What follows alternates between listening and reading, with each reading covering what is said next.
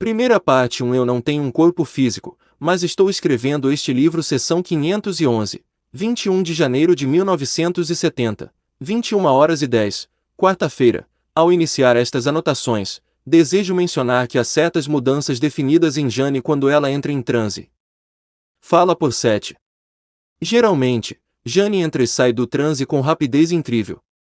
Seus olhos não ficam fechados durante as sessões, a não ser por períodos relativamente breves, mas eles podem ficar, digamos, semi-abertos, ou totalmente abertos, e tornam-se muito mais escuros do que o normal.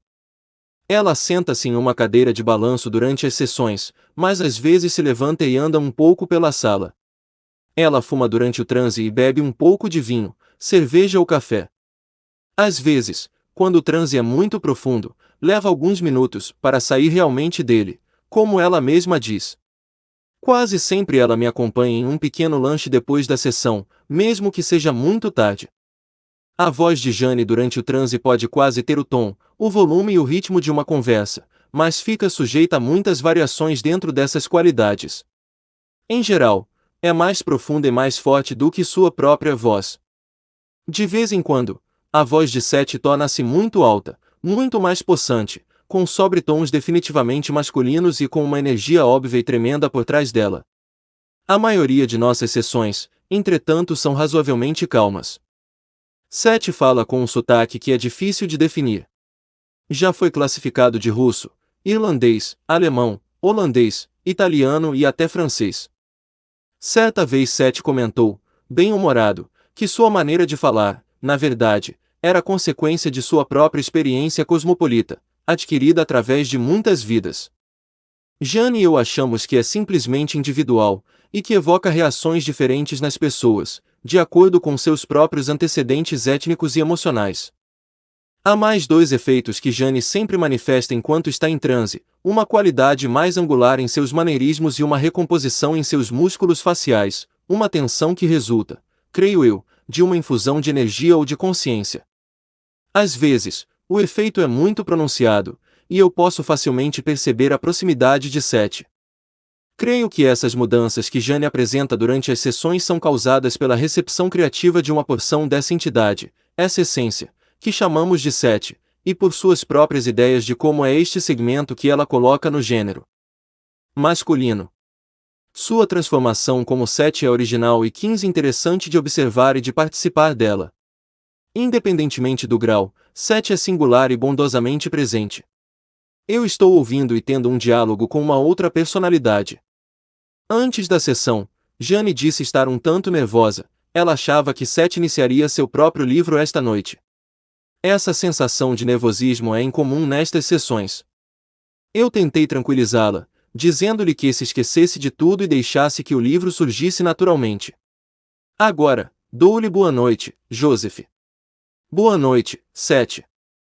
Nosso amigo, Robert, está nervoso, e de certa forma, isso é compreensível, portanto, serei paciente com ele. Entretanto, vamos iniciar com o capítulo 1. Sorriso. Robert pode escrever uma introdução, se desejar. Pausa. Capítulo 1 agora. Vocês ouviram falar em caçadores de fantasmas. Eu, muito literalmente, posso ser chamado de escritor fantasma, embora não aprove o termo fantasma. É verdade que geralmente eu não sou visto em termos físicos. Também não gosto da palavra espírito, contudo, se a sua definição dessa palavra implica a ideia de uma personalidade sem um corpo físico, eu terei de concordar que a descrição se ajusta a mim. Dirijo-me a uma audiência invisível, mas sei que meus leitores existem, assim, pedirei que cada um de vocês me conceda agora o mesmo privilégio. Escrevo este livro sob os auspícios de uma mulher a quem me afeiçoei muito. Para alguns, parecerá estranho que eu me dirija a ela como Robert, e ele, mas o fato é que eu a conheci em outros tempos e lugares, por outros nomes. Ela foi tanto um homem como uma mulher, e a totalidade da identidade que viveu essas vidas separadas pode ser designada pelo nome de Robert. Os nomes, contudo, não são importantes. Meu nome é Seth. Nomes são simplesmente designações, símbolos, mas como vocês precisam usá-los, eu também o farei. Escrevo este livro com a cooperação de Robert, que fala por mim. Nesta vida, Robert é chamada de Jane, e seu marido, Robert Booth, anota as palavras transmitidas por ela. Eu chamo-o de Joseph.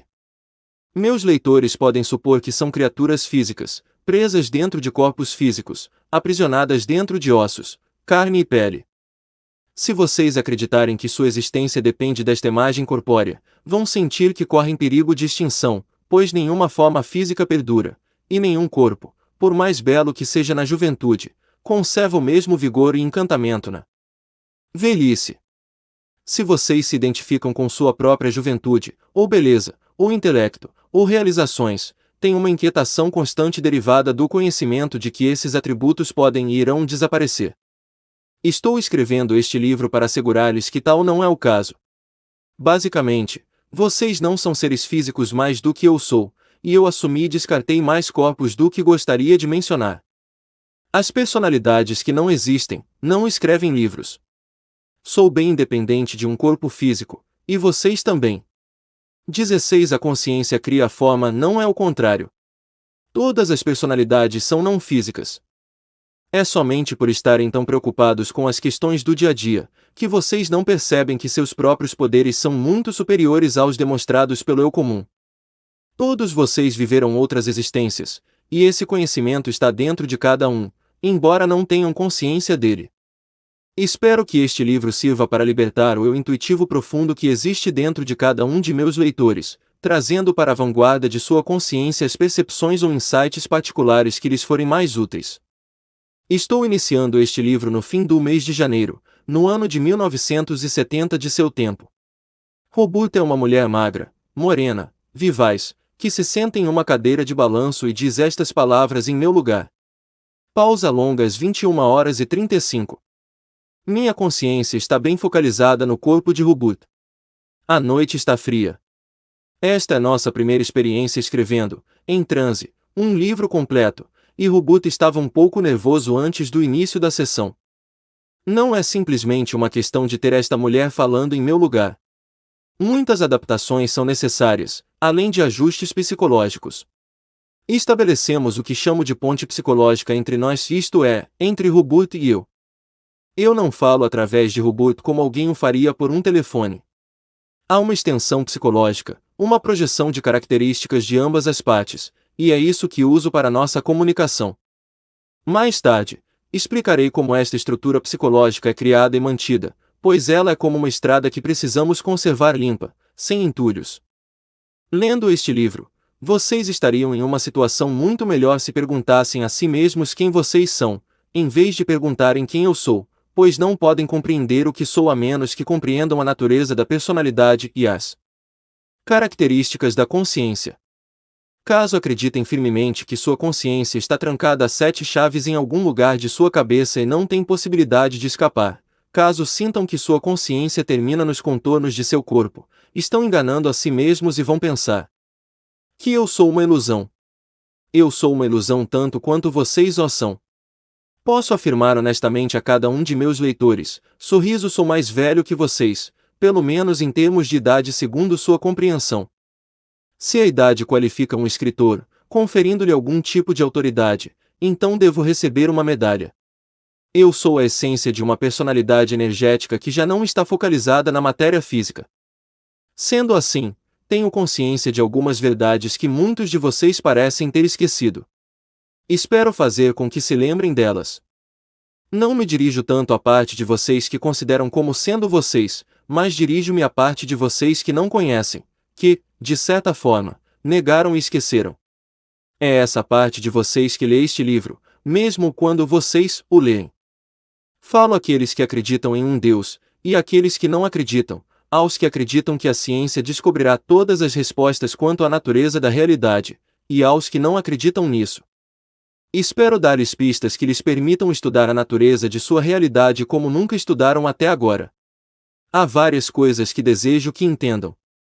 Vocês não estão presos no tempo como uma mosca em uma garrafa fechada, cujas asas são, portanto, inúteis.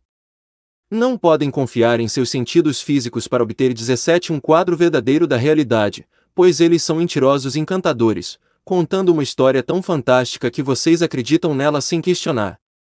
Às vezes, vocês são mais espertos, mais criativos e muito mais informados quando estão sonhando do que quando estão acordados. Estas afirmações podem parecer muito dúbias no momento, mas quando tivermos terminado, espero que vejam que são apenas declarações de fato. O que eu vou dizer-lhes foi dito antes, através dos séculos, sendo transmitido outra vez sempre que era esquecido. Espero esclarecer muitos pontos que foram distorcidos através dos anos. E ofereço minha interpretação original de outros, pois nenhum conhecimento existe em um vácuo, e toda informação precisa ser interpretada e colorida pela personalidade que a possui e a transmite. Portanto, descrevo a realidade como eu a conheço, e minha experiência nas muitas camadas e dimensões. Isto não quer dizer que não existam outras realidades. Eu era consciente já antes da formação de sua terra. Para escrever este livro, e na maior parte de minhas comunicações com Ubuntu fui buscar, em meu próprio banco de personalidades passadas, as características que me parecem adequadas. Existem muitos como eu, personalidades não focalizados na matéria física nem no tempo. Nossa existência parece-lhes estranha apenas porque vocês não percebem os verdadeiros potenciais da personalidade e estão hipnotizados por seus próprios conceitos limitados. Pausa. Depois com humor podem fazer um intervalo. Obrigado. 22h18. Jane saiu do transe com muita facilidade, embora o transe tenha sido bom. Ficou surpresa ao ver que tanto tempo havia passado. Sentiu-se também muito aliviada por Seth ter iniciado o livro enquanto a mantinha em transe profundo. Oh, ele é esperto. Ela riu, alguém aí é muito danado. Seth reiniciou o livro às 22h34. Eu sou principalmente um professor, mas não tenho sido um homem de letras no sentido literal do termo. Sou principalmente uma personalidade trazendo uma mensagem. Vocês criam um mundo que conhecem. Talvez tenham recebido o dom mais impressionante de todos, a habilidade de projetar seus pensamentos externamente, na forma física. O dom traz uma responsabilidade, e muitos de vocês são tentados a congratular-se pelos sucessos de sua vida, e a culpar Deus, o destino e a sociedade por seus fracassos. Da mesma forma, a humanidade tem a tendência de projetar sua própria culpa e seus próprios erros sobre a imagem de um Deus Pai que, parece-me, deve ficar exausto com tantas queixas. O fato é que cada um de vocês cria sua própria realidade física, e, coletivamente, criam tanto as glórias quanto os terrores que existem dentro de sua experiência terrena. Até compreenderem que vocês são os criadores, recusassem a aceitar esta responsabilidade. Também não podem culpar um demônio pelos infortúnios do mundo. Vocês se tornaram suficientemente sofisticados para compreender que o demônio é uma projeção de sua própria psique, mas não se tornaram suficientemente sábios para aprender como usar sua criatividade de maneira construtiva. 18 Muitos de vocês já experimentaram rigidez muscular por excesso de exercícios físicos. Como raça, vocês desenvolveram uma rigidez espiritual do ego, negando as porções intuitivas do eu ou distorcendo-as para além de qualquer reconhecimento. Pausa às 22h45. Está ficando tarde. Meus 2 amigos precisam levantar cedo amanhã. Roberto está trabalhando em 2 livros seus e precisa de suas horas de sono. Antes de terminar esta sessão, devo pedir-lhes que imaginem um cenário de nosso trabalho, pois Roberto me disse que um escritor precisa ter o cuidado de estabelecer seu cenário. Com bom humor. Eu falo através de Roberto 2 vezes por semana, às segundas e quartas, na mesma sala grande, de visitas. As luzes estão sempre acesas. Esta noite me é agradável olhar através dos olhos de Roberto para a esquina invernal que aparece além. A realidade física sempre me estimulou, e através da cooperação de Roberto e escrevendo este livro, vejo que eu estava certo em apreciar seus inigualáveis encantos. Há um outro personagem que deve ser mencionado aqui, Willy, o gato, um monstro querido que agora está dormindo. Willy dormia roncava, na verdade em cima de nosso velho aparelho de TV. A posição dele colocava-o bem atrás da cabeça de Jane que estava em sua cadeira de balanço. A natureza da consciência animal é, em si mesma, um assunto muito interessante que consideraremos mais tarde. O gato está ciente de minha presença, e várias vezes reagiu a ela de modo visível. No livro, espero mostrar as interações constantes que ocorrem entre todas as unidades de consciência, a comunicação que salta para além das barreiras das espécies, e em algumas de nossas discussões, usaremos Willy para demonstrar certos pontos. Vocês podem fazer um intervalo ou terminar a sessão, como preferirem. Está bem, então acho que vamos terminar. Saudações calorosas aos dois. É muito interessante. Pausa e sorriso. Espero que esteja gostando. Boa noite, 7h23. Jane saiu tranquilamente do transe. Seu ritmo fora bom durante toda a sessão. Ela disse estar contente por Seth ter iniciado o livro. Durante muito tempo, no passado, disse ela, sempre que pensava que Seth desejava começar o livro, ficava com medo de deixá-lo fazer isso. Jane estava agora pensando em ler o livro à medida que Seth o produzisse, mas o fato interessante é que, na verdade, ela só viu o texto depois de terminado.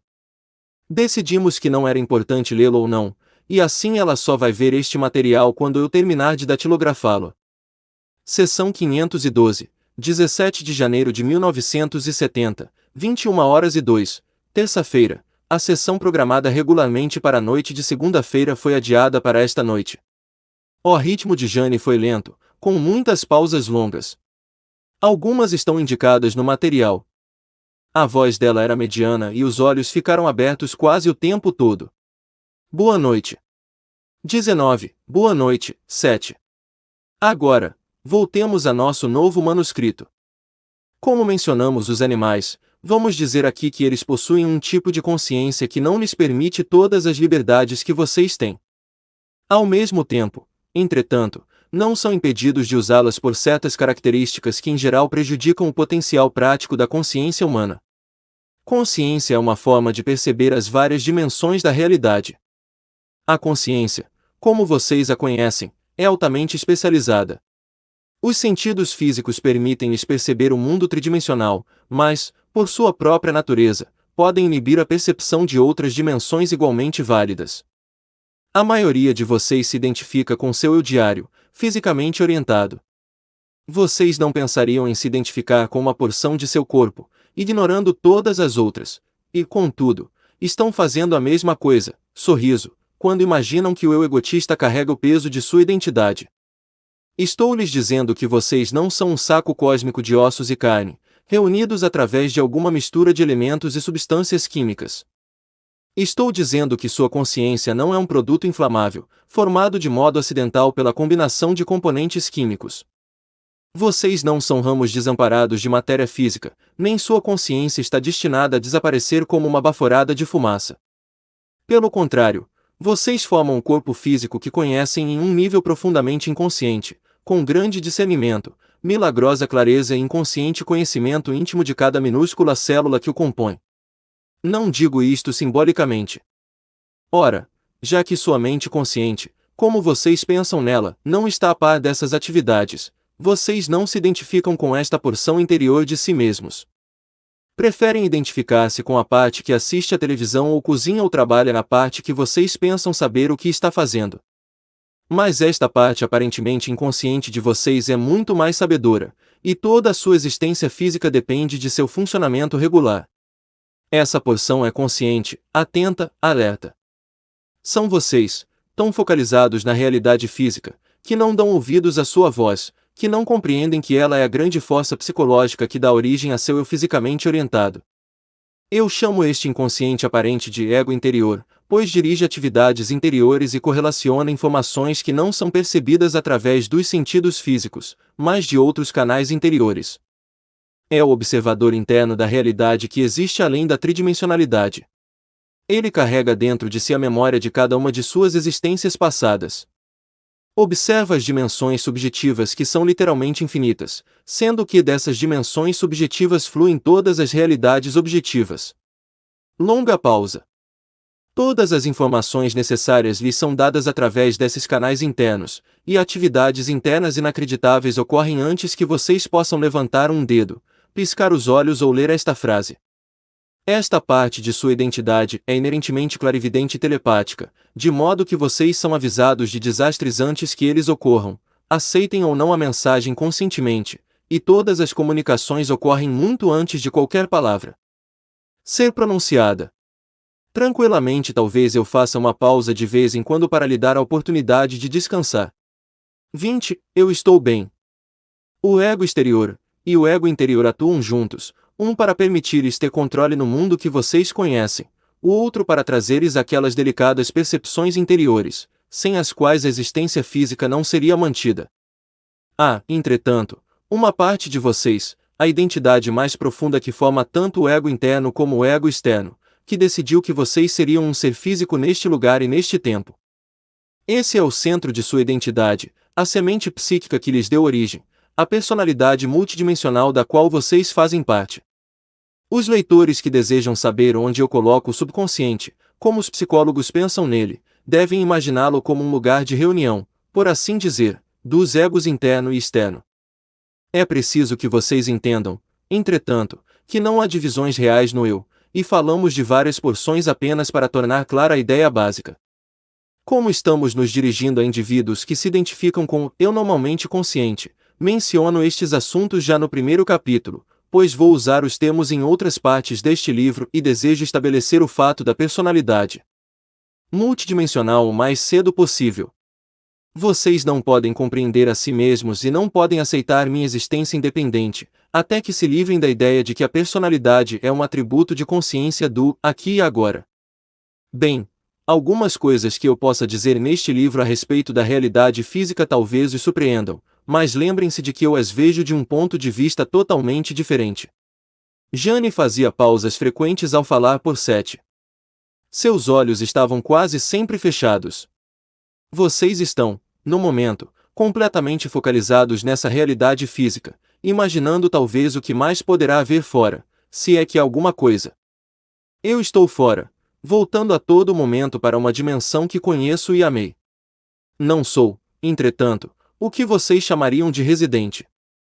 Embora eu possua um passaporte psíquico, ainda existem alguns problemas de tradução, inconveniências de entrada, que eu preciso enfrentar.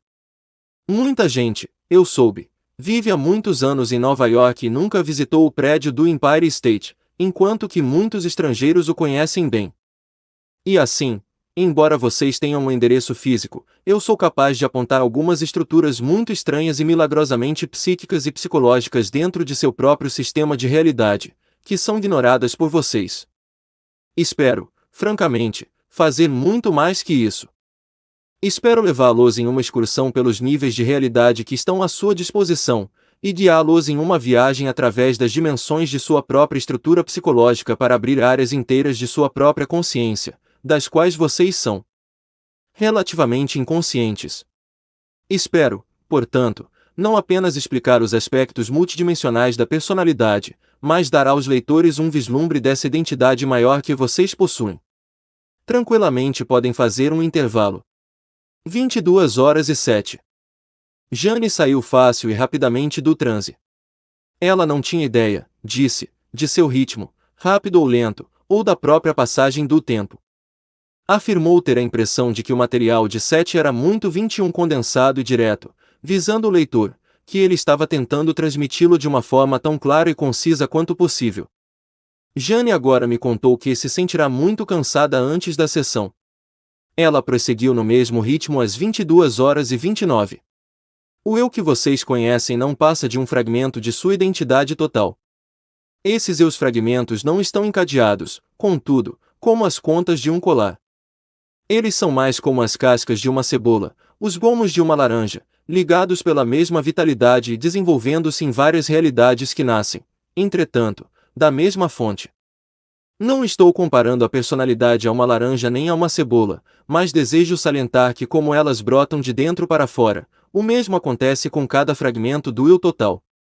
Vocês observam o aspecto exterior dos objetos. Os sentidos físicos permitem-lhes perceber as formas externas às quais, então, vocês reagem, mas seus sentidos físicos, até certo ponto, forçam-nos a perceber a realidade desta maneira, a vitalidade interior da matéria e da forma, contudo, não é tão aparente. Posso dizer-lhes, por exemplo, que existe consciência mesmo dentro de um prego, mas poucos de meus leitores me levarão suficientemente a sério para parar no meio da frase e dar bom dia ou boa noite ao primeiro prego que encontrarem enfiado em um pedaço de madeira. Não obstante, os átomos e as moléculas do prego possuem seu próprio tipo de consciência. Os átomos e as moléculas que formam as páginas deste livro são também, dentro de seu próprio nível, conscientes. Nada existe nem pedras, nem minerais, nem plantas, nem animais nem o ar que não seja cheio de consciência de seu próprio tipo. Assim, vocês se encontram no meio de uma comoção vital constante, uma gestalt de energia consciente, e vocês mesmos são compostos de células conscientes que carregam dentro de si a percepção de sua própria identidade, que cooperam espontaneamente para formar a estrutura corpórea que é seu corpo físico. Estou dizendo, naturalmente, que não existe matéria morta. Não existe um objeto que não tenha sido formado pela consciência, e cada consciência, independentemente de seu grau, rejubila-se na sensação e na criatividade. Vocês não podem compreender o que são, a menos que compreendam estes pontos. Por uma questão de conveniência, vocês fecham as inúmeras comunicações internas entre as partes minúsculas de sua carne, mas mesmo como criaturas físicas, são, de certa forma, uma porção de outras consciências. Não há limites para o eu. Não há limites para seus potenciais. Pausa. Vocês podem, entretanto, adotar limites artificiais devido à sua própria ignorância. Podem identificar-se, por exemplo, apenas com seu ego exterior, e ignorar as habilidades que fazem parte de vocês. Podem negar, mas não podem mudar os fatos. A personalidade é multidimensional, embora muita gente esconda a cabeça, figurativamente falando, na areia da existência tridimensional e finja que nada mais existe. Com humor neste livro, espero tirar algumas cabeças da areia. Pausa longa. Vocês podem fazer um intervalo ou terminar a sessão, como preferirem. Vamos fazer um intervalo. 22h50 às 23h10. Agora, logo terminaremos nosso primeiro capítulo, pois não falta muito. Divertido não estou falando do livro. 22 Não desejo subestimar o ego externo. É que vocês simplesmente o superestimam. Sua verdadeira natureza também não é reconhecida. Vamos falar mais sobre este ponto, mas por agora é suficiente compreender que seu senso de identidade e continuidade não é dependente do ego. Bem, às vezes usarei o termo camuflagem para referir-me ao mundo físico com o qual o ego externo se relaciona, pois a forma física é uma das camuflagens adotadas pela realidade. A camuflagem é real, e, contudo, existe uma realidade muito maior dentro dela, a vitalidade que lhe deu forma. Seus sentidos físicos, então, lhes permitem perceber esta camuflagem, pois estão sintonizados com ela de um modo muito específico. Para perceber a realidade dentro da forma, porém, é preciso um tipo diferente de atenção, além de manipulações mais delicadas do que as fornecidas pelos sentidos físicos. O ego é um deus ciumento, e deseja que seus interesses sejam atendidos. Ele não quer admitir a realidade de qualquer dimensão além daquelas dentro das quais se sente confortável e que pode compreender. Sua finalidade era ser uma ajuda, mas foi-lhe permitido tornar-se um tirano. Mesmo assim, é muito mais elástico e ansioso por aprender do que geralmente se supõe. Ele não é, originariamente, tão rígido quanto parece. Sua curiosidade pode ser muito valiosa. Se vocês tiverem uma concepção limitada da natureza da realidade, seu ego fará o que puder para mantê-los na pequena área fechada da realidade que aceitaram. Se, por outro lado, sua intuição e seus instintos criativos tiverem liberdade, comunicarão algum conhecimento, de dimensões maiores, a essa parte de sua personalidade que é orientada fisicamente. 23h35. A sessão foi interrompida porque Rooney, um de nossos dois gatos, queria sair. Seth estava indo bem. Jane saiu rapidamente do transe. Depois que soltei o gato, ela esperou um pouco e então decidiu dar por terminada a sessão antes que Seth voltasse. Parece que o primeiro capítulo ainda não está terminado. Sessão 513, 5 de fevereiro de 1970, 21h10, quinta-feira. Esta sessão deveria ter sido realizada ontem, mas Jane queria tentar fazê-la em uma quinta-feira para variar. Antes da sessão, ela disse: ainda me apavoro quando penso que Seth está fazendo este livro sozinho. E quando a sessão começou, Seth imediatamente reiniciou o trabalho de seu livro. Boa noite. Boa noite, Seth. Agora, vamos continuar. Este livro é prova de que o ego não possui o total da personalidade, pois não há dúvidas de que o livro está sendo produzido por uma personalidade diferente da personalidade da escritora Jane Roberts. Uma vez que Jane Roberts não possui habilidades que não sejam inerentes na raça como um todo, o mínimo que se tem a fazer é admitir que a personalidade humana tem muitos atributos mais do que geralmente lhe são imputados. Espero explicar quais são essas habilidades e mostrar os meios que cada indivíduo pode usar para liberar esses potenciais. 23. A personalidade é uma gestalt de percepção sempre variável. É a parte da identidade que percebe. Não forço minhas visões à mulher através de quem estou falando, nem sua consciência é apagada durante nossas comunicações. Pelo contrário, há uma expansão de sua consciência e uma projeção de energia que é direcionada para longe da realidade tridimensional. Esta concentração distante do sistema físico pode fazer parecer que a consciência dela esteja obscurecida. Em vez disso, mais lhe é acrescentado. Ora, de meu próprio campo de realidade, focalizo minha atenção na mulher, mas as palavras que ela pronuncia, as palavras destas páginas no início não são absolutamente verbais. Em primeiro lugar, a linguagem, como vocês a conhecem, é uma coisa lenta, letra após letra, enfileiradas para formar uma palavra, e palavras enfileiradas para formar uma sentença, são resultado de um padrão de pensamento linear. A linguagem, como vocês a conhecem, é parcial e gramaticalmente o produto terminado das sequências de seu tempo físico.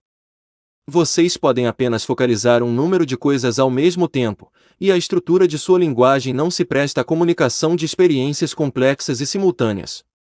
Tenho consciência de um tipo diferente de experiência, que não é linear e pode focalizar e reagir a uma variedade infinita de eventos simultâneos. Robot não poderia expressá-los, e, portanto, eles devem ser nivelados linearmente para que possam ser comunicados. Esta habilidade para perceber e reagir a eventos ilimitados e simultâneos é característica básica de cada eu ou entidade total. Portanto, não afirmo ser uma proeza exclusivamente minha. Cada leitor, estando atualmente oculto dentro de uma forma física, presumo eu, com humor, conhece apenas uma pequena porção de si mesmo como mencionei anteriormente. A entidade é a identidade total, da qual sua personalidade é uma manifestação, uma porção independente e eternamente válida. Nestas comunicações, portanto, a consciência de Robot se expande, focalizando-se, contudo, em uma dimensão diferente, uma dimensão entre sua realidade e a minha, um campo relativamente livre de interrupções. Com sua permissão e assentimento, estampo sobre ele, Robot, certos conceitos. Esses conceitos não são neutros, no sentido de que todo conhecimento ou informação traz a estampa da personalidade que o contém ou transmite. Robot disponibiliza seu conhecimento para nosso uso, e muito automaticamente, nós dois juntos causamos as várias palavras que serão ditas. Distrações podem ocorrer, pois qualquer informação pode ser distorcida. Estamos acostumados, entretanto, a trabalhar juntos agora, e as distorções são muito poucas. Parte de minha energia também é projetada através de Robot, e sua energia e a minha ativam juntas a forma física dele durante nossas sessões, como também agora, enquanto transmito estas sentenças. Há muitas outras ramificações que discutirei mais tarde. Podem fazer uma pausa. 21h46, 21h55. Não sou, portanto, um produto do subconsciente de Robot, como ele também não é um produto de minha mente subconsciente. Nem sou eu uma personalidade secundária, engenhosamente tentando minar um ego precário. Na verdade, faço com que todas as porções da personalidade de Robot sejam beneficiadas, e sua integridade mantida e honrada. 24. Existe dentro da personalidade dele uma flexibilidade um tanto peculiar, que torna possíveis nossas comunicações. Tentarei explicar isto da maneira mais simples possível. Existe, dentro de sua psique, o que podemos considerar uma teia dimensional transparente, que serve quase que como uma janela aberta, através dessa janela uma abertura multidimensional que, de alguma forma, escapou de ser obscurecida pela sombra do foco físico. Outras realidades podem ser percebidas. Os sentidos físicos geralmente cegam vocês para esses canais abertos, pois eles percebem a realidade apenas à sua própria imagem. Até certo ponto, então, eu entro na sua realidade através de uma teia psicológica no seu espaço e tempo. De certa forma, Esse canal aberto serve como caminho entre a personalidade de Hubert e a minha, tornando a comunicação possível. Essas teias psicológicas e psíquicas entre dimensões de existência não são infrequentes. Elas apenas são infrequentemente reconhecidas como tais, e utilizadas ainda menos. Pausa longa, uma de muitas. De um modo geral, entretanto, o ritmo de Jane foi mais rápido e mais confiante do que nas 2 primeiras sessões para ditado do livro de Seth. Ela também gostou do que Seth havia feito em seu livro até agora. Tentarei dar-lhes uma ideia de minha própria existência não física. Que isso sirva para lembrar-lhes de que sua própria identidade básica é tão não física como a minha. Este é o final do capítulo 1. Está bem,